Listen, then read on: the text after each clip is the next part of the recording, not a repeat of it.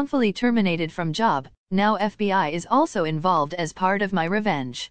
Posted by Abel Tensor. My mother ruins an anti-vaxxer Karen and her cronies' first time posting to this subreddit. I decided to post after listening to a ton of r/. Also, this story was a little too juicy not to post. There's a ton of setup for this one, so bear with me. Background: the subject of this story is my mother. For the sake of this story, I'll call her Amber.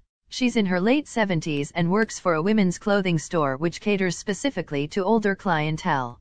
She's been working for this particular company for some 20 years now. The manager of the store is the absolute epitome of a Karen, so let's call her Karen. Extremely entitled, short-haired, chubby, cheats on her husband, and a blatant backstabber. Because the store is staffed by mostly older women, cliques tend to form. It's basically high school. Yes, older women can be that petty, and naturally Karen has her own cronies. During periods where no one is in the store, there also tends to be a ton of gossip, important for later. The assistant manager, let's call her Jackie, is also one of Karen's lackeys, and she has her headway up Karen's ass. If Karen does something, then Jackie isn't far behind, etc. Amber is a bit of a ball buster, and she has zero tolerance for garbage in her personal life. Over the years she has tried to stay impartial when it comes to her work, however, because to her it's all about professionalism. She also has empathy, which is something that seems to be in short supply with these other women. It also helps that she has been the top seller for her district for some 10 years running despite working part-time. Karen and Jackie absolutely hate her for it, so much so that Karen routinely schedules her for hours which are not especially good. Despite this though, Amber still has her loyal clientele, and she always comes out on top against the other sales associates in total sales almost every quarter. As expected, this naturally feeds the horrible feedback loop with Karen and Jackie. When COVID hit, the company decided to cut all commission for sales associates. The commission was one of the main reasons why Amber endured Karen and Jackie's bullshit. While she only made slightly above the state's minimum wage, with the commission, she could double or even triple that amount on good days. According to her, no other retailer in the area offers this kind of system, and it's pretty unlikely that the company will reinstate it even after COVID ends. Along with the cut in wages, the store was also forced to decrease the amount of hours that they could offer to their associates. Karen took this as a way to essentially bar Amber from working at the store. While other associates were getting 8 to 10 hours a week, Amber would see maybe 6 if she was lucky, and they would be during times of low customer traffic. Karen could get away with this because the district manager is also in her pocket. Along with the reduced hours and the removal of commissions, the store naturally had a mandatory mask policy for all employees and customers. Karen and her lackeys would often bitch and moan about how unnecessary this was because according to them COVID is a hoax and wearing masks makes you subservient to the government. There were a few incidents where Karen would let people without masks into the store despite the state and company mandates. Amber refused to rock the boat, however, so when this would happen, she would go into the back of the store and stay as far away from these people as possible. During this period in time, a friend of the family and good friend of Amber's passed away due to complications from COVID. The funeral was set for a time when Amber was scheduled to work, so she called out that day. Karen and Jackie attacked Amber and the deceased, claiming that she must have caught the flu or been in bad health and that Amber was feeding into the lie. Oh, how nice it must be to live such a privileged life. Not long after, a few of store's loyal clients also passed away from COVID, and still Karen and Jackie, along with their groupies, maintained their narrative in the most vindictive way possible. Every time someone died, it must have been because of bad life choices or bad health. Never was it attributed to the global pandemic that was claiming thousands of people a day, according to Karen and her groupies. And always when Amber decided to go to the services or support the deceased in any way, she would hear snide remarks regarding how she was supporting a hoax. I guess sympathy is not really a thing for these people. Some of these customers were regulars who had been coming to that particular store for years, and still none of the groupies would relent on these points. Recently the COVID restrictions have started to lift, and many of the clientele and employees have gotten their vaccines. This includes submitting paperwork to show that you have indeed obtained a vaccine, or a note from a doctor explaining why you couldn't have one. Neither Karen nor Jackie, though, to them, getting the vaccine would be like pumping poison into their veins. Instead, they decided to use fake COVID white cards with their information, effectively forging the documents. Amber, however, has suggested multiple times that they just get the vaccines because it is something that is mandated by the company. All employees must get vaccines when they are available, and given that almost all of the employees are above the age of 60, they have been eligible for the shots for months now. Recently, Amber had an emotional conversation directly with Karen where she expressed her concern for her. "I just want you and your family to be safe, so please get the vaccine." Karen responded with her normal snide attitude, of course. A few days later, however, Karen sent a text message mentioning that she had finally got the vaccine. She didn't. Amber replied that it was great and that she was happy for her. Karen just replied with a gif of some guy throwing up the middle finger. This was the beginning of the end for Amber. The incident: during one of her shifts, Amber overheard Karen and Jackie discussing how Amber was a moron and a sheep who bought the story about how Karen had taken the vaccine. During that same shift, Amber was working with a customer in the back, and some woman came into the store and stole a couple items of clothing, probably totaling out to be $100 at most. Now it's company policy that during all shifts, there always be at least 2 employees in the store, and during this particular stretch of time, Jackie was the only other person in the store. According to the video cameras, Jackie was up in the front of the store playing with her phone when this woman came in. Normally, if someone steals items from the store, the protocol is to avoid confronting them and instead just call security after they've left the store. This is mainly to avoid lawsuits and to protect the employees should these people choose to get violent. It has happened in the past. That evening, Amber received a call from Karen telling her that she was on probation pending an investigation for allowing this woman to steal from the store.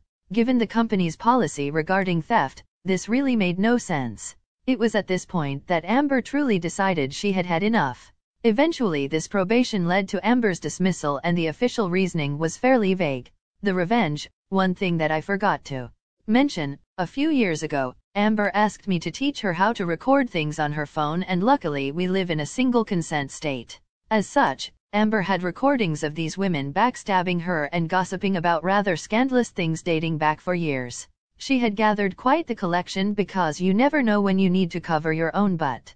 Over the years, Amber has gone to HR to no real avail, even with her recordings. Whether it be because they are also in the pocket of Karen or that they just don't care, remains to be seen. The HR department works directly under the district manager. Amber is also very good at keeping any paperwork and proof of these visits, including some recordings. She also recorded the call where she was fired.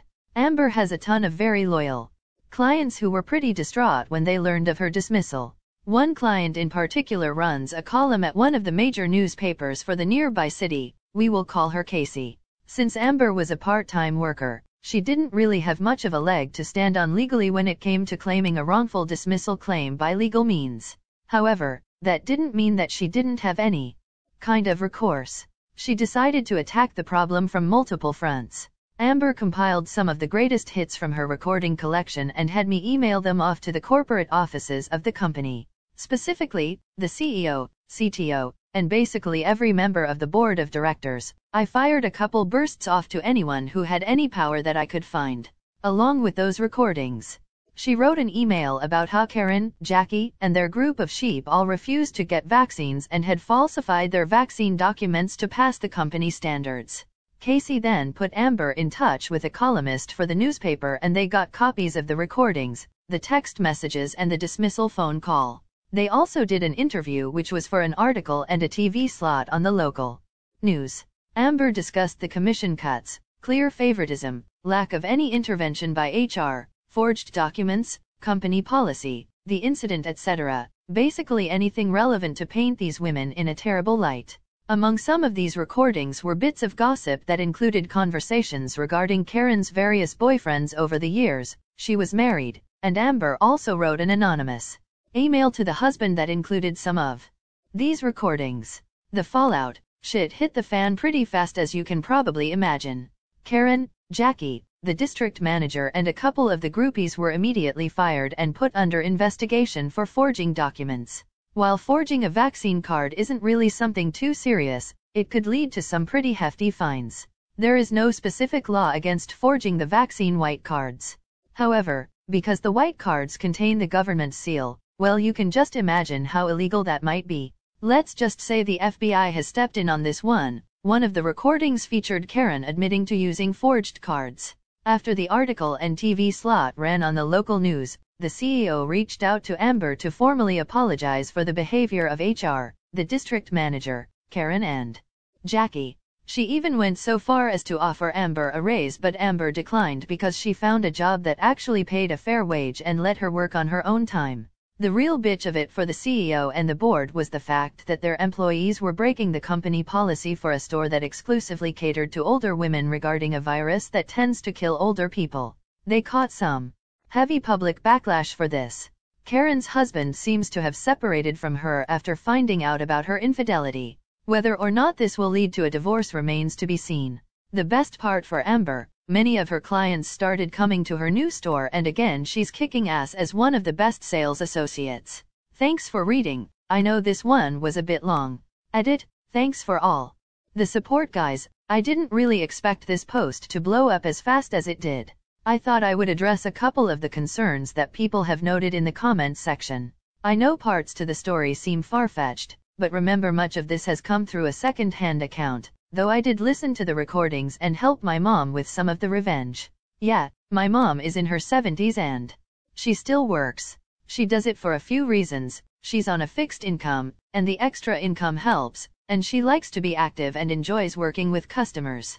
My brother and I do give her extra income, but she will only take so much because she's very prideful. She's also one of the most active people I know and have a more prolific social life than I or any of my friends/family members does. No, I won't link the article because it would break the community guidelines. My mom's name is in there, and so are a few of the people involved as well as the company itself. That said, you probably could find it on Google quickly enough. The contract my mother was under is classified as at-will employment. Basically, this means that the employer or the employee can terminate the contract at any time for any reasons outside of the usual suspects, hate crimes, racial issues, etc. We did talk with a lawyer, and this particular aspect would make it difficult to fight the company and the termination since they gave such a vague reasons for the firing. My mother also just didn't want to deal with a lengthy legal battle just to get back at a few idiots. The manager had it out for my mom from the beginning. I think it was due to their differing political and social views. My mom is a very outspoken liberal, and this woman is a by-the-numbers religious conservative. Even before Trump there was a lot of friction there. The way I worded things must have been vague regarding the conversations in the recordings. With single consent laws, you can record a conversation if one party is aware of the recording. In this case, that party would be my mother. These women were so egotistical that they would often gossip about stuff right out on the store floor while talking with my mother as almost an aside. These recordings originally were for documenting all of the abuse that my mother endured. My mom was approached for a promotion multiple times while working for this company. She just didn't want the extra responsibility, nor did she want to work full-time. Instead, they did give her raises, but because the state was also raising their minimum wage for the past couple of years, these raises have become almost irrelevant. The FBI investigation is ongoing, and as some have mentioned, there could be jail time involved for some of these women. While that is indeed true, it's doubtful it will happen given that only Karen was recorded with saying that she was using a forgery. I should also point out that I am not sure how they obtained the forgeries or whether or not they made them themselves. One thing I should also note is that my mom never really harbored any lasting ill will against Karen or Jackie, or really any of the others, until this past year. The reason was primarily because she could see that they had some kind of humanity in there. Obviously, even the Karens of the world have shades of gray, and my mom can be forgiving to a fault when it comes to people she has known for a long time. This is part of the reason why she attempted to try to reason with Karen regarding the vaccine. Though when it comes to politically charged topics, people can become very bitter, and if I had to guess, this is why Karen took all of this so far this time around. Thanks for watching. If you enjoyed this video, please leave a like and also subscribe for more videos like this. Hit the notification bell.